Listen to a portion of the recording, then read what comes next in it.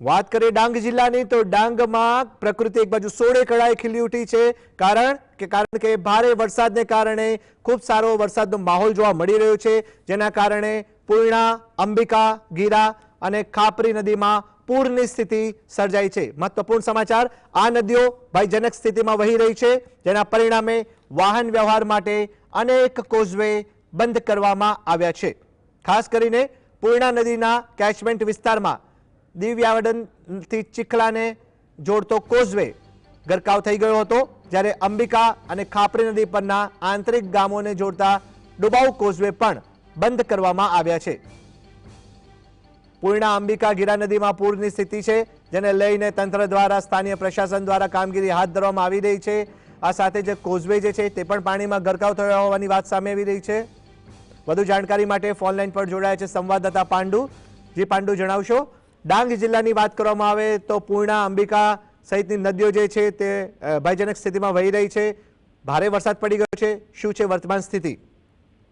જી, હાલ ડાંગ જિલ્લામાં એક ધારો વરસાદ વરસી રહ્યો છે અને જેના કારણે નદીઓ રૌદ્ર સ્વરૂપમાં વહી રહી છે, જેના કારણે એના કેચમેન્ટમાં આવતા અનેક કોઝવે ધસમસતા પૂરમાં ગરકાવ થઈ જતા 24 કલાક સમય કરતા વધુ સમય થવા છતાં પાણી ઓસર્યા નથી અને જેના કારણે જનજીવન પ્રભાવિત થયા છે।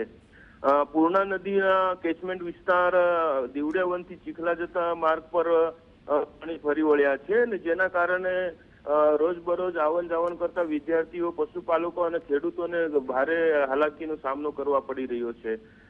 વાત કરીએ અંબિકા નદીના કેચમેન્ટ વિસ્તારમાં આવતા નડકચોંડથી ઘોડવહરનો રસ્તો પર પાણી ફરી વળ્યા છે અને જેના કારણે યાતાયાત હમણાં હાલ પૂરતું સંપૂર્ણ ઠપ થઈ જવા પામ્યો છે।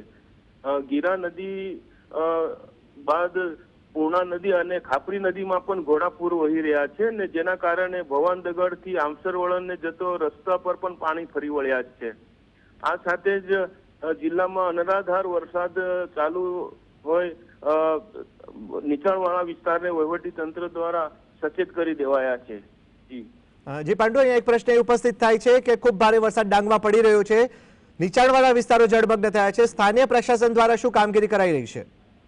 જી, ડુબાવ કોઝવે અને જ્યાં પાણી ઓસરે એની રાહ જોવાઈ રહી છે અને ત્યાં હોમગાર્ડ સહિત તલાટીઓને ત્યાં તૈનાત કરી દેવાયા છે।